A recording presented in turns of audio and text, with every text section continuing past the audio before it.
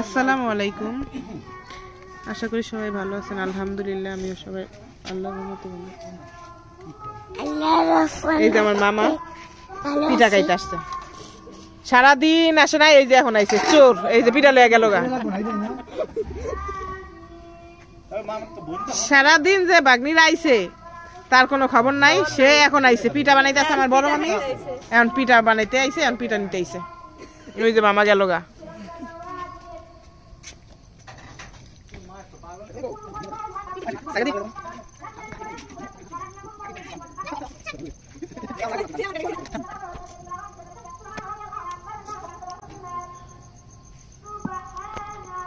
সন্ধ্যার পরে যায় সামনে পরে একলাই যায় আবার দুধ কিনে লই আইছে। ও দুধ আসিল না, কোন ওই যে দিছে একলাই। তিরিশ ছিলাম তাও আমি আই না, দেখি না ডাক্তার কইছে যে একটু কত হয়ে দেখেন না অনেক পোলাপান খায় না। কয় আমরা সবাই একই কথা শুরুতে। এই যে বেগুন বাচ্ছি, শুটকি ভর্তা করবো এখন। আর এই যে ধনিয়া পাতা, আর তোর হাসি বন্ধ কর, ভর্তা করবো।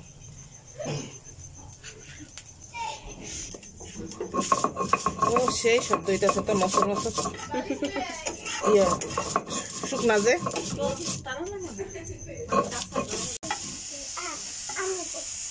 রাত্রে 11টা বাজে, হঠাৎ করে মনে হইলো যে আমাদের একটু ভর্তা ভাত দিয়ে ভাত খামো। খুব ভর্তা খাইতে ইচ্ছা করতেছিল, এই জন্য মামির বাসায় আইসা ভর্তা বানাইছি।